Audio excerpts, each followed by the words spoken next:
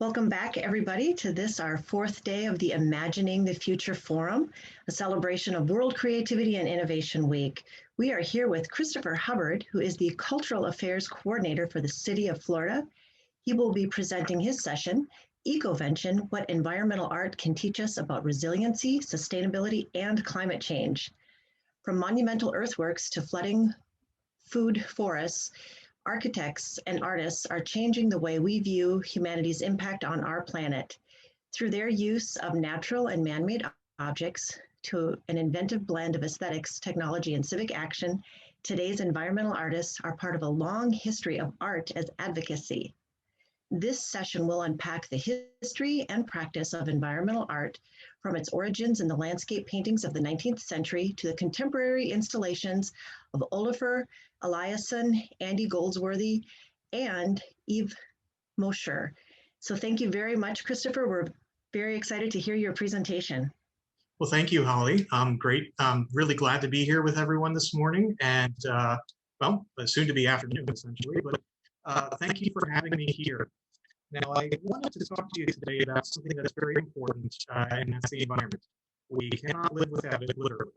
And something that artists have been doing for quite some time is portraying the way we interact with our environment and the way our environment interacts with us. And that's the history, really, of the eco-art movement, or Ecovention, or the environmental art movement. And so over the course of this seminar, rather, I'll give you a brief history of where we came from as far as environmental art and some of the case studies of some contemporary projects that are really interesting in how they portray sort of the dangers that we face as a modern population with climate change and global warming, sea level rise, food instability, and other threats that pose a really existential problem for us as we go into the future. So let me go ahead and share my screen here, and we'll start with some background into the history of environmental art. Okay. Well, what environmental art can teach us about resiliency, sustainability, and climate change? So what is an ecovention? Ecovention was a term invented by Amy Lipson and, let me get my screen over here, Sue Spade in 1999 to refer to an ecological art intervention in environmental degradation. That's sort of like coming into a room and saying, hey, Earth, we've got a problem. We need you to sit down with these people here that are planning their best to try and undo everything you've done for millions of years. The Ecovention movement in art is associated with land art, earthworks, and environmental art, landscape architecture, but it remains its own distinct category. Essentially what that means is it's a huge category in the environmental art world, and it can be made up of a number of different things, many things essentially dealing with nature. If it's outside or the placement of the artwork has some factor in ecology or environmentalism, it would fit in the environmental art and ecovention movement. However, the environmental art movement all started with landscape art. Environmental art encompasses several different forms and practices that engage with and represent the environment. In the 19th century, naturalist painters challenged the distinction between focal points and background, so that paintings felt more like snapshots of a moment in time rather than static images. These artists were able to convey a huge amount of information about the climate, what's going on, what it might feel like to people viewing that piece of work, instead of just feeling like it was a static, cold, or possibly immoving or immobile form of artwork. So we have one of the first examples of it is John Constable's Cloud Study series. And Constable was clearly using some non-representational and performative work in this depiction of clouds and in the environment. Taking a look at this, you can feel that it's just about to storm. There's something going on that it's possibly going to rain. You can feel possibly the air cooling down a little bit.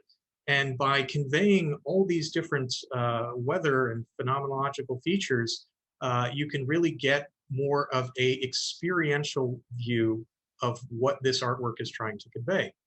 Constable did a series of cloud series paintings, all different in weather conditions, different times of day, different highlights. And this was a great example of that experience-based artwork. We also have Cézanne's Mont Saint Victory series. This was about 1902 to 1906, in which he painted a variety of different viewpoints in different styles of the Saint Victory Mountain. Here you see one example that is a depiction of the mountain here, but it also provided a landscape. Possibly on a cloudy day, you could take a look at this and feel as if you were looking down over the town with the mountain in the background, rather than just a flat traditional landscape picture. We also have Monet's very famous London series. And it's about circa 1871. Monet wanted to be able to depict a lot of the environment of London in different fashions. In this way, he's captured the fogginess of the London Thames River with Parliament House in the background. And he's able to convey a variety of different weather patterns and phenomena that show you the passage of time or the experiences that a London citizen would have looking over these buildings. You can imagine that it might be a cool or a cold, foggy day. You can't really see much. You can hear what's going on, some boats passing, but a lot of the landscape is shrouded in clouds and fog. I've got a little video here showing off some of the different forms that Monet used in his landscape or in environmental paintings. You can see the breadth of them, and in a way also how the painting comes alive by showing different perspectives and different climate conditions.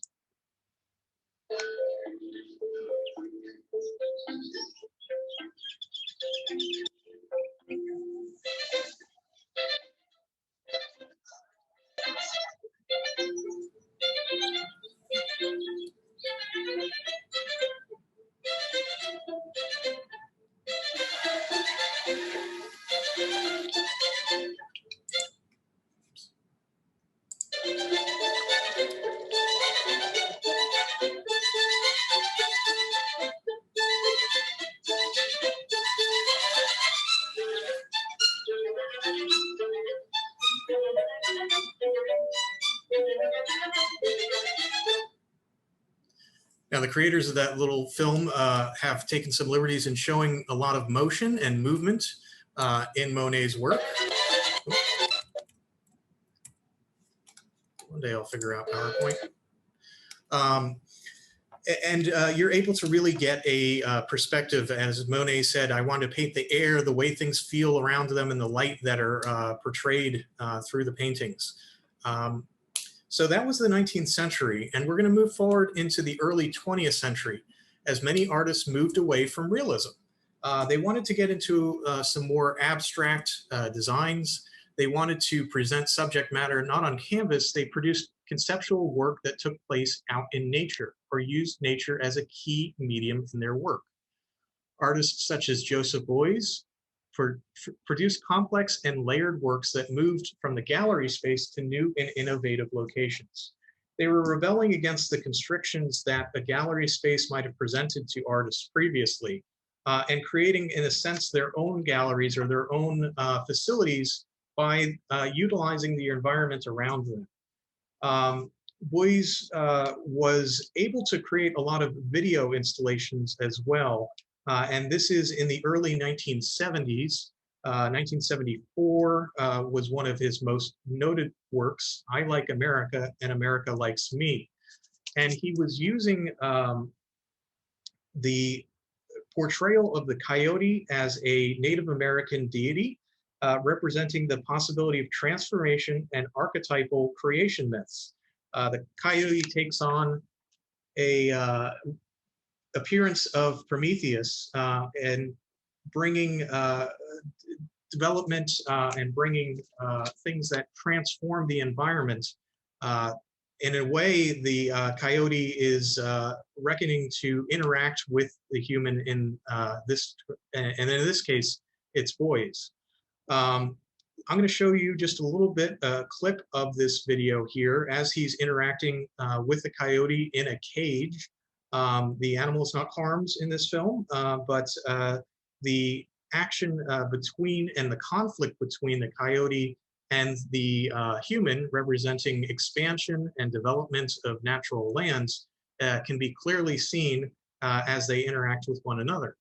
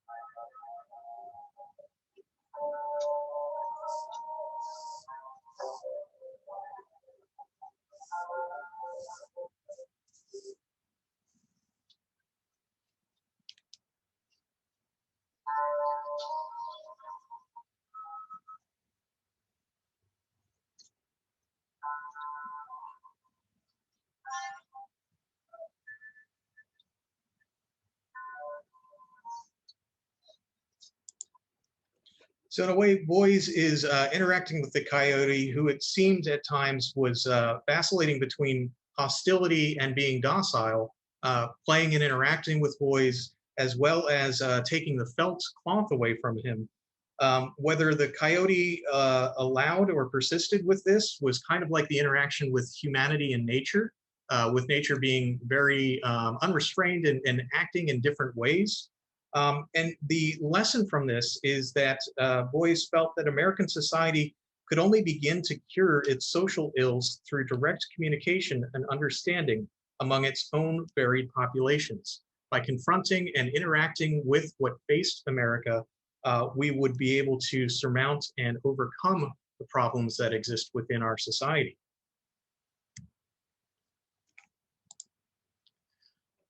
Now, we're going through ahead in the years, and we're taking a lot of the conceptual art ideas from the early 1970s and in the 60s, and moving them into the conceptual art, into earth or land art.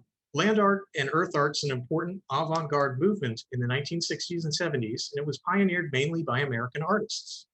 It had much in common with the conceptual artists of Boys' era, in prioritizing the process over execution. So essentially the journey is the destination. Many artists were bothered by the restrictions of gallery space, as I said before, and the counterculture movement of the 1960s encouraged individuals to rethink structure and how to operate outside of it, be it social structure, the actual physical structure of galleries and museum spaces. One of the most famous examples of land art is Robert Smithson's Spiral Jetty. It was done in 1970 and is off the Great Salt Lake in Utah. It's about 2.5 hours north of Salt Lake City, and you've got to travel quite a bit to get out to this piece of artwork. Part of the experience is getting there, and it's a very hostile environment. You certainly don't want to be stuck out there by yourself without a vehicle. Otherwise, it'd be a very, very long hike back out to the highway, which is also in the middle of nowhere. But in selecting this area, Smithson, oh, I got a little video here.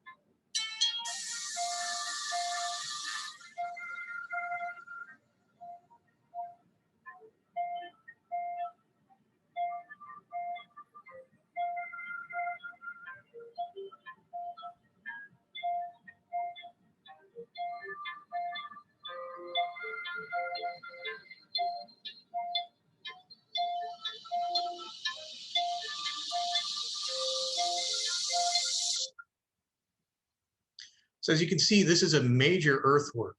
And the jetty is standing in the Salt Lake at the Roselle Point, which was a site that Smithson selected because of the blood red color of the water and its connection with the primordial sea. The red hue of the water is due to the presence of salt-tolerant bacteria and algae. The spiral is used quite a bit in artwork throughout the expanse of human interaction with art, and is a very spiritual and conveys a lot of different ideas and emotions, as well as religious complexity and representation. In Smithson's particular work, he wanted the environment to reflect his interest in science and geology. He created the spiral bulldozing material from the shore of the lake and used dump trucks, a large tractor, and a front end loader to haul over 6,650 tons of rock and earth into the lake. It's reported that Smithson had a difficult time convincing the contractor to accept the job. After finishing, the contractor told others that Spiral Jetty was the only thing I ever built that was to look at and had no purpose. However, there is some artistic and creative purpose in this as well. It's a man-made artistic creation, but unlike most gallery art, it lies horizontal and really dwarfs the human spectator. They feel that their sense of smallness is an experience of what they are in the presence of nature's beauty, or perhaps contemplating the stars and the cosmos. Outer space was very much on Smithson's mind when he created the jetty, and just prior to its creation in 1969, Neil Armstrong had become the first human to set foot on the moon, and mankind was reevaluating its relationship with the cosmos. The jetty resembles a galaxy in its shape. However, the spectator walks around it in an anti-clockwise direction and is thereby prompted to not just consider cosmology, but to also move backwards through geological time. I'm going to move forward in time from the 70s to 1984. Nancy Holt, a partner and contemporary of Robert Smithson, created Dark Star Park, and this is in Virginia. Encompassing the landscape architecture, sculpture, and astronomy, Dark Star Park is among the first major examples of integrated public art and is inseparable from its setting and creates a total environment to be experienced. The work also refers to the area's history. Each year on August 1st at 9:32 a.m., shadows cast by the poles and spheres align with permanent forms in the shape of the shadows on the ground beneath them. The date marks the day that area founder William Henry Ross purchased the land that would later become the park. Now, this is a combination of public art being an art in the public sphere and environmental art utilizing the shadows and the movement of nature over time to change the way people interact with their space. We've got a little video of the progression of the shadows on August 1st as it reaches 9:32 a.m.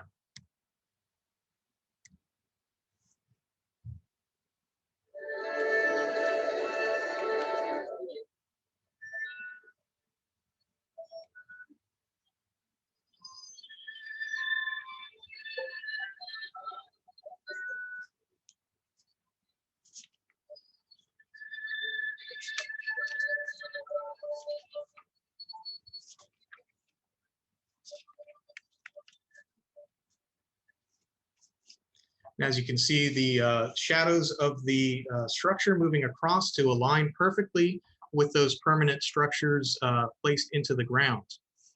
This is a combination, again, you're seeing the evolution of artwork interacting more and more with the environment and taking its prominence from the world and nature around it, changing the way people interact with it at different times and different conditions, really drawing from that spirit of those 19th century landscape and environmental artworks by conveying different feelings and different emotions through the way that the environment is portrayed and presented in an artistic way, but also providing for individuals to experience it at different times and in ways that the viewer and the artist are creating almost new and unique ways of looking at the piece over the history of time. Now, as we move further in time, the importance of representation is key to environmental art. And at the center of environmental art is the question of how and if the environment can be truly represented in art. Professor John E. Thomas makes the distinction between art that seeks to replicate the world and art that replicates the experiences of being in the world. In identifying these differences of representation, is there only one way of experiencing our environment? And can we separate representation from experience? Now, looking at the artwork, interacting with it, there are literally millions of potential combinations of ways to experience that work. Going back to Dark Star Park, you can climb on the spheres, you can walk through the tunnels, you can view the way that the shadows move around over the course of the day as the sun traverses the sky. These are intended ways by the artist, by Nancy Holt, to allow for people to view the artwork in entirely new and completely irreplicable ways over the course and history of time. That could be said of any artwork in argument, that you can look at it in different ways and different perspectives and different locations. But the real beauty of being in the natural environment is that as it snows, these works are covered in snow and accumulate snow in the openings of the spheres there, which change the way that light reflects and refracts around. In the summer, as it gets hotter, it might be cooler inside those tubes there, and people might want to sit down and read a book or take a break from their day. These are all different intended ways and unintended ways that the artist creates a platform for people to experience and interact with the work.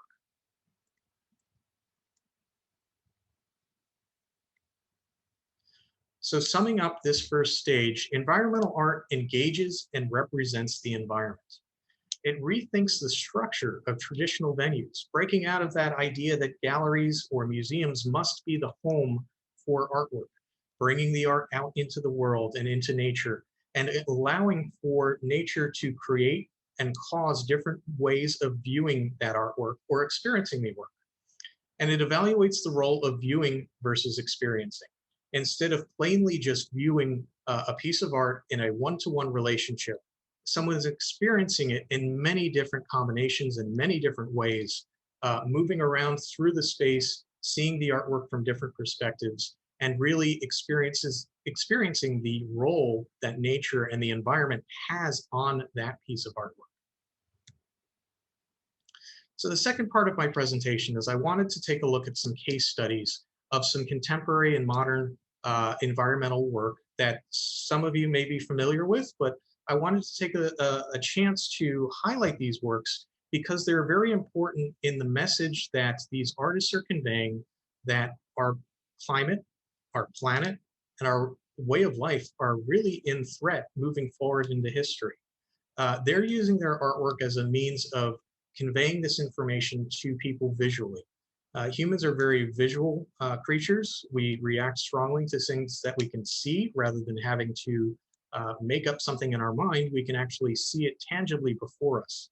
And these artworks are a way of taking existential threats such as global warming, sea level rise, wildfires, food scarcity, and presenting them in a way that people can comprehend and look at and interact with and touch in some cases, showing that these things are real and tangible threats, that they're not just environmentally or not just imagined in the mind, but are available and for, not available, but are distinct threats towards our existence. So contemporary environmental art seeks to transform the very basis on which we experience art, whether in terms of scale, time, or effect. And in cases like Spiral Jetty, it has a very interesting relationship with the notion of an audience or even a single viewer, as artworks are often in specific and sometimes hard to reach places.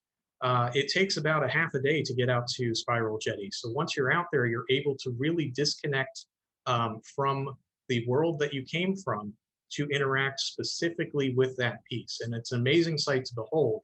I highly recommend going out to see it in person if you can. So it really is teleporting or transporting the viewer to a different space in which the artwork is the focus And the interaction with that artwork and its environment is paramount to the experience of the work. In the 1990s and early 2000s, more and more environmental artists started to consider the actual legacy and impact of art on the environment and how their work could actively draw attention to specific issues occurring in otherwise unseen or unrecorded places. They're looking at what is happening in the world around us, what is happening in the places that we cannot get to on a daily basis, and what is that world looking like? How is life proceeding in those places, and how is life threatened by our natural way of existing, our culture of utilizing things once and disposing of them, our culture of building constantly and progressing outwards, and consuming habitat and forcing animals and other plants into smaller and smaller spaces. So we're going to take a look at some of the artworks over the last, I would say, 50 years, and seeing how these artists have taken the art form, taken it outside of that gallery space, and really put it into a place where humans, the viewers, are able to interact and understand the process that the artist is conveying with their work. So the first of these, Agnes Dennis, is one of the premier, or one of the four bearers of artwork in the environmental medium. Her work, Wheatfield, A Confrontation at Battery Hill Landfill in 1982, she planted a 2-acre wheat field in a landfill in Lower Manhattan, and it was 2 blocks from Wall Street and the World Trade Center, facing the Statue of Liberty. 200 truckloads of dirt were brought in, and 285 furrows were dug by hand and cleared of rocks and garbage. The seeds of the wheat were sown by hand and the furrows covered with soil. The field was maintained for 4 months, cleared of wheat, weeded, fertilized, and sprayed against mildew fungus and an irrigation setup. The crop was harvested on August 16th and yielded over 1,000 pounds of healthy golden wheat. Planting and harvesting a field of wheat on land that was worth $4.5 billion at the time created a powerful paradox. Wheatfield was a symbol, a universal concept. It represented food, energy, commerce, world trade, and economics. It referred to mismanagement, waste, world hunger, and ecological concerns. It called attention to our misplaced priorities. The harvest grain traveled to 28 cities around the world in an exhibition called the International Art Show for the End of World Hunger, organized by the Minnesota Museum of Art.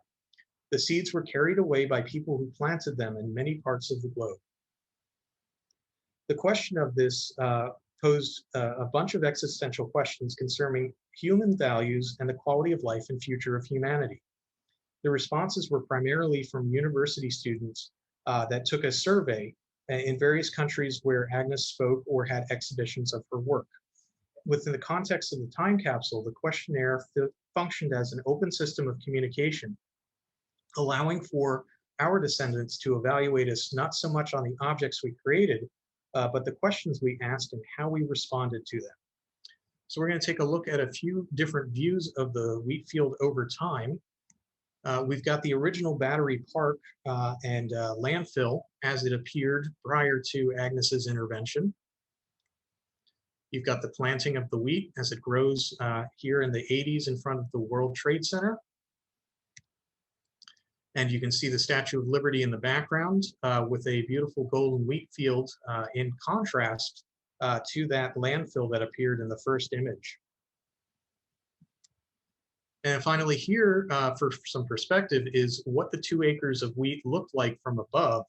You're able to see the unreclaimed landfill on the sides there, and really take a look at how that piece, how you're imagining and how your view of the piece really depends on the perspective that you're viewing the piece from, whether you're inside the wheat field or looking out over it towards the Statue of Liberty.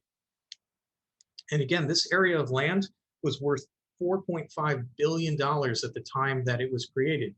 And instead of a landfill, over 2 acres of wheat yielded over 1,000 pounds of food that could be transformed into sustenance for people. and think about the unutilized spaces that exist in our environment in which people are just literally sitting on vacant and empty land and not developing it for shared community purpose in a way that really benefits both the environment by creating soil, introducing nitrogen back into the soil and fixing the environment, but also providing food and resources for the community and the people that live in that area. So we're going to move inside the gallery. And this work is by OLAFUR ELIASSON, and this is the weather project. It was created in 2003. It says, every city mediates its own weather. As inhabitants, we have grown accustomed to weather as mediated by the city. This takes place in numerous ways, on various collective levels, ranging from hyper-mediated or representational experiences, such as the television weather forecast, to form a more direct and tangible experience, like simply getting wet while walking down the street on a rainy day. A level between the two extremes would be sitting inside, looking out of a window onto a sunny or rainy street. The window, as the boundary of one's tactile engagement with the outside, mediates one's experience of the exterior weather accordingly. ELIASSON brought the outside inside, allowing for people to interact with what commonly would be an outside experience inside in a mediated environment. The project linked to ELIASSON's fascination with the way museums mediate the reception of art. In a museum, visitors are offered an array of information before they even see the work of art, from the marketing poster and press reviews to the interpretation text panel on the walls of the gallery. ELIASSON recognizes that this information influences the experience and understanding of the work. In this project, he decided to direct these less overt aspects of making an exhibition so that the experience of the work would be left as unscathed as possible for the viewer.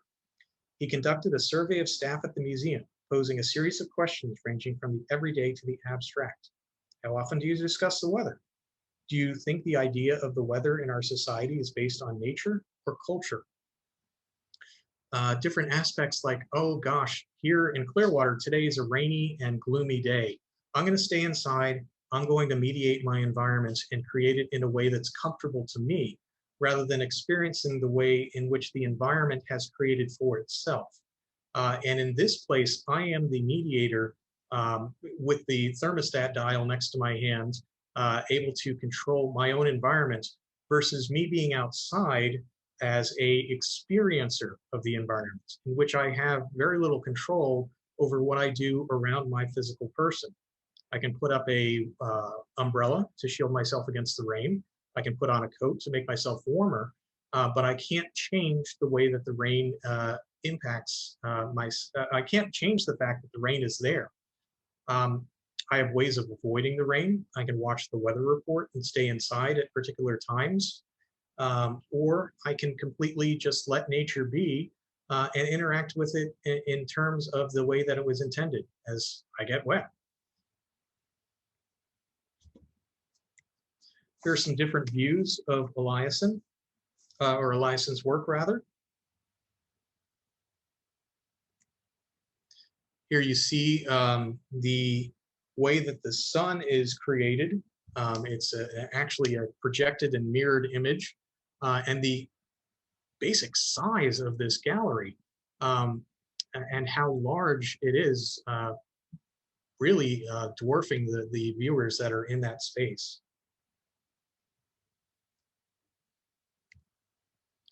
I really like this next one.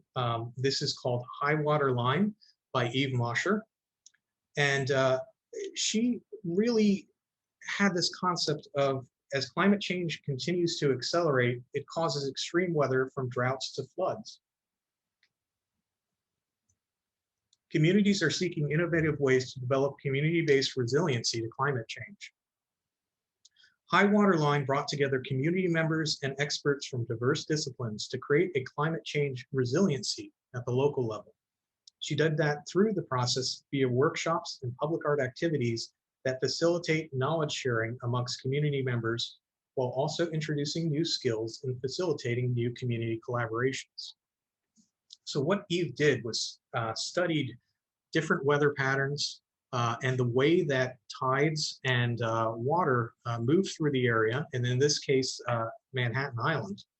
And she took a chalk duster that's used usually in sporting to create a chalk outline of where the high water line would be in the event of, say, a 14-foot storm surge, changing where the existing viewable boundary of land and sea is in normal conditions, and taking that water line into the community to where it would show an actual impact of the water as it changes the environment that people live in. People would interact a whole lot differently with water that is up to their car tires in an area that is typically dry, rather than driving their car into the water to interact with it that way.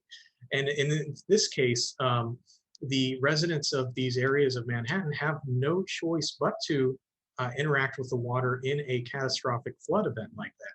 So Eve is showing them how, through using her chalk line, how their landscape, how the community's landscape would change if just a chance event of the storms coming through the area, and how it would impact their lives. You can see her moving through the space, and this is really taking those predicted and estimated high water lines and getting them as close to real as possible. And so sometimes going through streets and over sidewalks. I really love this one. This was a different example. And Eve has, in a sense, franchised this.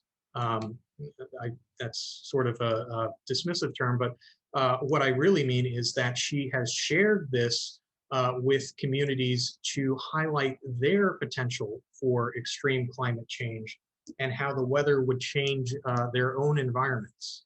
So I've got this is here a overview of downtown Manhattan, some of the most prominent places that people are familiar with. And the red area are areas impacted by 14 feet increase in storm surge. So you can see how far the water comes into these areas, impacting them in phenomenal ways.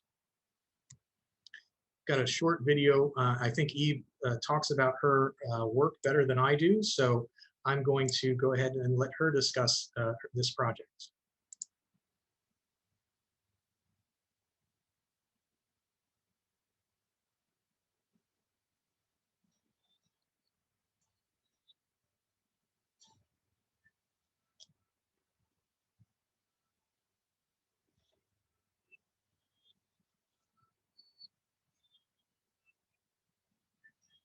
Sea level rise is one of the most certain effects of climate change.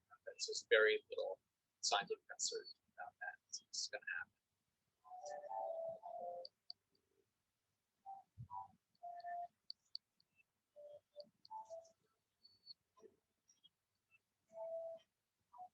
I'm drawing the line based on the sea level line, which is a very commonly used climate change and scientific scenario line.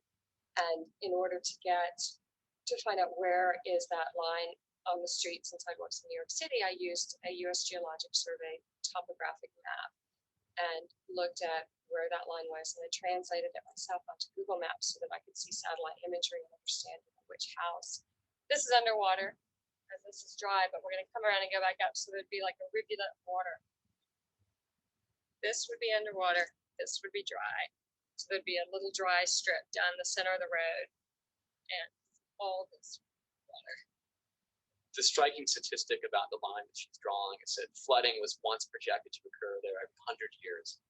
But now by 2020, flooding will occur there every 43 years. So already that's double. Then by 2050, every 19 years, and then by 2080, 40 years. One of the things that's so great about Eve's project is that it's direct. It has a very immediate impact on people. That is, she is drawing a line that you can see. And therefore it helps people visualize climate change. It helps localize it. That is, it makes it felt as a real impact of people's lives as opposed to some remote phenomenon. The other thing about Eve's project is she's directly engaging people in the community. So she's out forming the line, and people come up to her and ask her what's going on. So she gets a chance to interface one-on-one with people. And it reaches diverse constituencies inherently because it goes to different neighborhoods, including neighborhoods that are traditionally underserved for the arts. And those are all objectives of the Canary Project: to reach diverse audiences, visualize climate change, to have it be both immediately appreciable, but then also reward deeper contemplation. I think the project does all of that. So what's really incredible with Eve's work is how she interacts with the community and brings them into the artwork experience themselves. She is creating an awareness of the potential of floodwaters impacting those communities and bringing the issue to the community to be able to band together and solve those issues together. How will they be resilient against an increased water in an event that has moved up the timetable over 60 years? How will people change their lives? How will they move or update their living areas? And how will they move around the space that they inhabit? These are all questions that she hopes to address with people by creating these visual kind of representations of the threat of higher water. Beyond marketing the line, communities use the momentum generated by the project to create additional interventions highlighting climate change threats or solutions.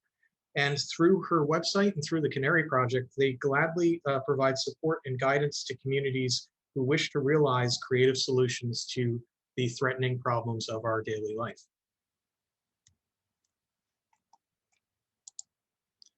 All right, the next artist here is Chris Jordan. It's entitled Midway, Message from the Gyre. And this is in relation to the greatest Pan-Pacific or Pacific gyre, which is a floating, basically garbage dump of plastics and different materials that have accumulated in the Pacific Ocean. Chris has gone to different islands here and shown the seabirds here of the different plastics that they've ingested and consumed through their environment, and the threat that our disposable culture can present to our environment and to the natural world. This is a look at one of those gyres, and it's a real wake-up call to take a look at the things that we consume and then get rid of in our culture.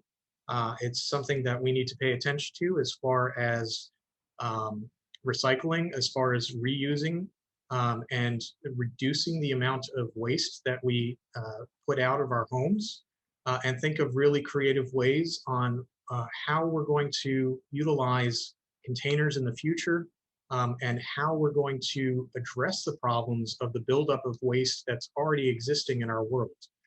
We can't transport it anywhere else, so we need to deal with it much like in how Boyes was referring to us dealing with the problems that are inherent to our culture by interacting and confronting them directly. I'm going to skip this video and go over to the next piece of our artwork here. This one is XAVIER CORTADA. It was done in 2018, and it's called Underwater HOA. And what CORTADA did was he wanted to depict the vulnerability of South Florida due to melting glaciers, and specifically the village of Pinecrest. He encouraged residents to install an underwater HOA yard sign, similar to the yard signs used by realtors on their front lawn during the first week of December in 2018. The yard sign will show how many feet of melting glacial water must rise before their property is underwater. He numbered each yard sign from 0 to 17 feet, and the land elevation range for the 6,000 houses in this upscale village south of downtown Miami. The sign's backdrop show the watercolor paintings he made in Antarctica by melting ice from the very glaciers that threaten to melt and drown Miami. So here's a house here that has a 8 in front of it. It'll be 8 feet before of water rise before this house is underwater.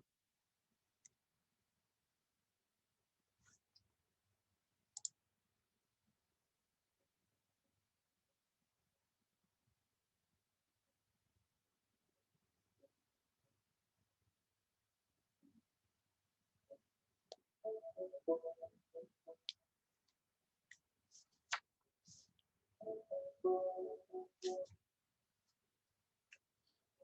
name is XAVIER CORTADA, and I am an artist, a socially engaged artist. An artist who tries to use the elasticity of art to work across disciplines to reframe the way we think and work together to problem solve. And specifically, the problem I'm trying to solve is the existential crisis that Miami faces in a changing world changed by climate change and sea level rise.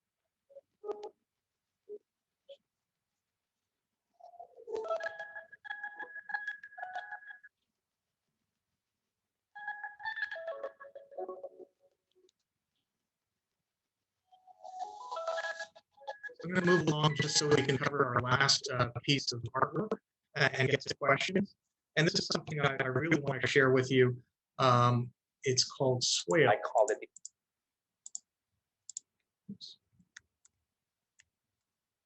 And it's by Mary Mattingly. It was done in 2017 and is a 5,000 square foot barge that is in the middle of the Bronx River.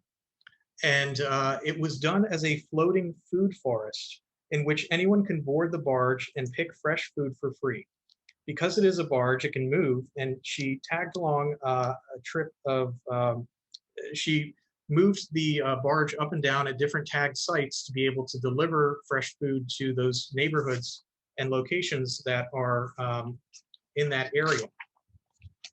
She identified areas that are food deserts, essentially places that are neighborhoods that area where land is scarce and food diversity is somewhat unattainable. Getting fresh food and fresh produce to communities that might not have any access to them otherwise. And in this way, Mary is attempting to really address some of the issues of food scarcity that we might see in the future as our habitat becomes less and less likely to support agriculture and support a healthy way of growing and interacting with plant life, feeding our families and developing our children into strong and healthy adults that can pass along those qualities to the next generation. You can see the barge here floating off of the river there. And here are people interacting with the plant life on the barge there. Just one last real short video, and then I wanted to sum up and get to questions.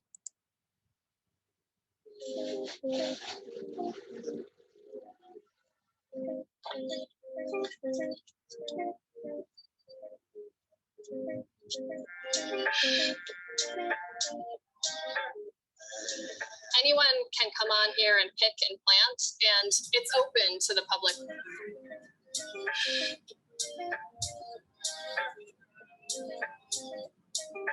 Swale actually means a dip in the land where water collects. It's a landscaping term. We thought it was a beautiful metaphor just because we are creating a dip in the water where land collects to grow food.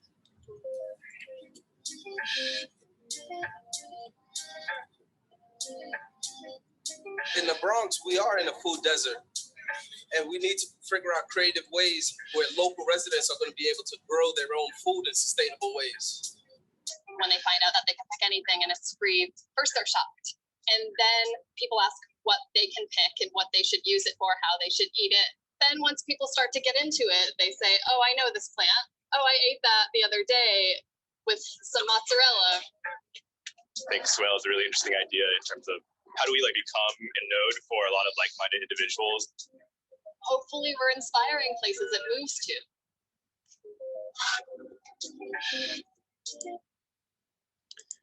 So building on that long tradition of changing the way people interact with their environment by having the environment come to them is a beautiful way of supporting her community, but also really showing the dangers of lack of habitat and loss of developable lands that can be used for agricultural purposes. Literally bringing food and health, better health to these communities by floating and coming to them and working outside of that system. It said that you can't farm on the land in the city, and she got around that issue by having it be on a floating barge that would dock at different points up and down in the area, coming directly to people. So I just wanted to end on this. It's not all doom and gloom. There are hundreds and hundreds of artists that are working in the field of environmental art, showing off the things that are pressing threats to our society, but also providing creative solutions and ways that we can get beyond the threats that we have in ways that people can relate to. And in terms of supporting and surviving and living and thriving in our environment, not only for this generation, but surviving and providing for the environment of future generations.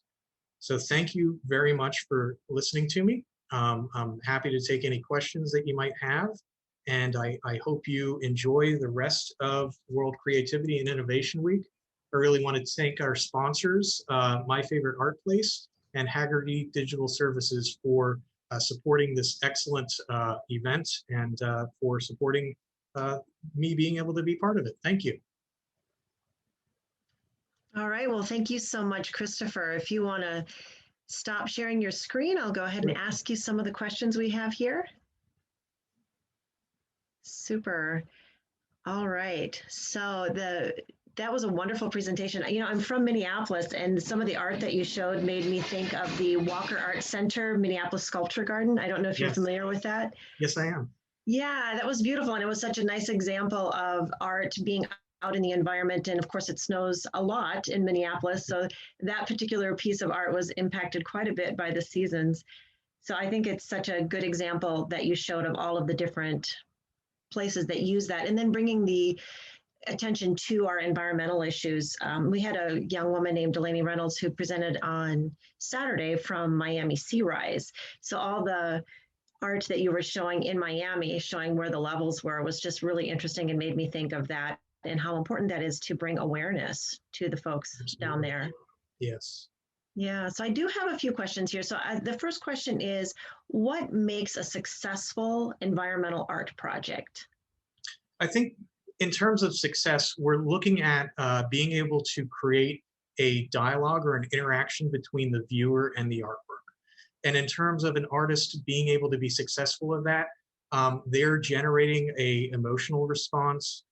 They're generating, and in some terms, an intellectual response, highlighting the message that they want to interpret and provide to their viewer.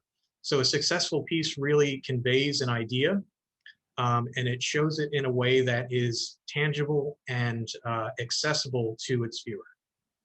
Oh, wow, that's interesting. And then what is the difference between environmental art and eco art? Because I actually have never heard that before. Eco art, I've always heard of environmental art, but not the other. Environmental art really is a huge term, and it goes all the way back to the 19th century, those painters there. It's a way of showcasing the environments that the artist is presenting to the viewer.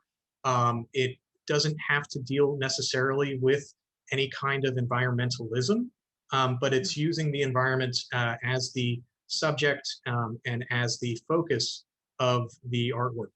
Now, eco art really is created and contains a message to the viewer of utilizing the environment perhaps to show, in particular with the Pacific gyre, showing the threat of plastics to the wildlife in that area in the Pacific Ocean, how they're consuming the plastics, they cannot pass them, and they accumulate in the bodies of these birds.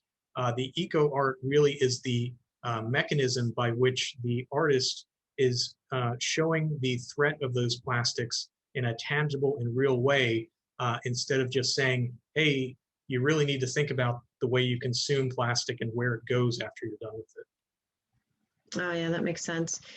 So the next question is, does an environmental art project need to focus on doom and gloom to be successful? Because that is a lot of doom and gloom right there. Yeah, no, it doesn't. You know, there are a lot of them that do. And really because those things that are facing our population are pretty dangerous and pretty specifically on the horizon. But there are some works that are really lighthearted, some that are focused on really sustaining and supporting individuals and communities. But the subject matter that they deal with can be very heavy. And it's something that's very important for people to realize, that you know, there are real and tangible threats out there, but we can do things to start to work against them and to really sustain and support the environment for our next generation. That makes sense.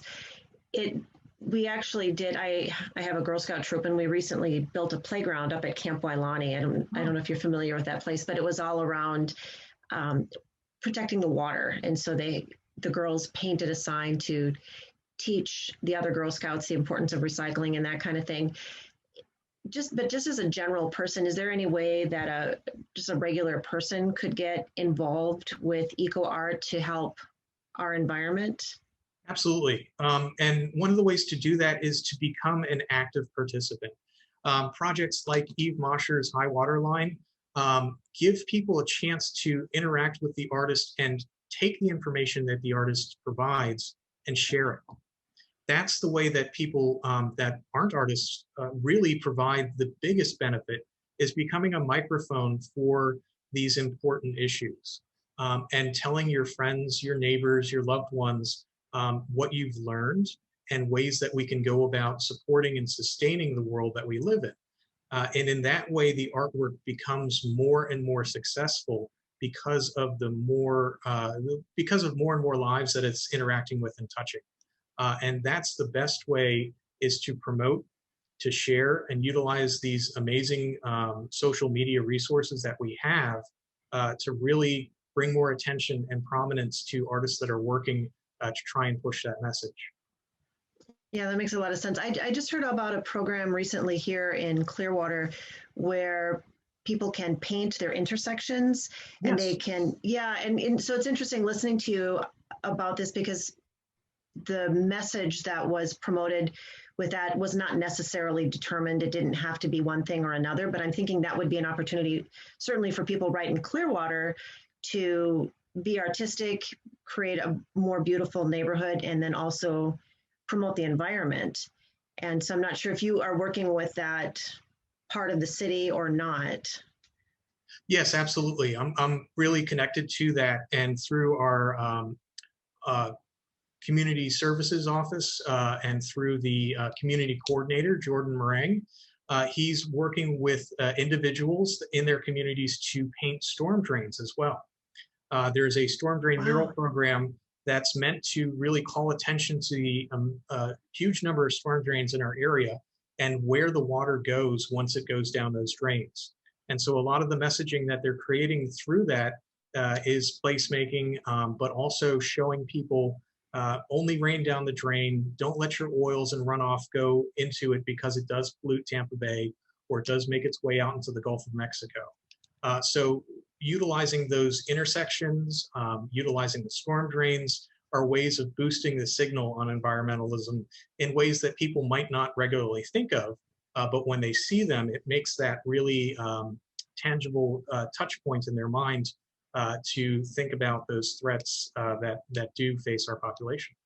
Yeah, I love that tagline, only rain down the drain. I actually saw it on one of the city's vehicles recently, and it was so memorable. So it was, I think that's a great campaign. Well, I really want to thank you. Is there anything else you'd like to share? I'd actually like to let people know how to get a hold of you if they want to become involved in this. Yeah, absolutely.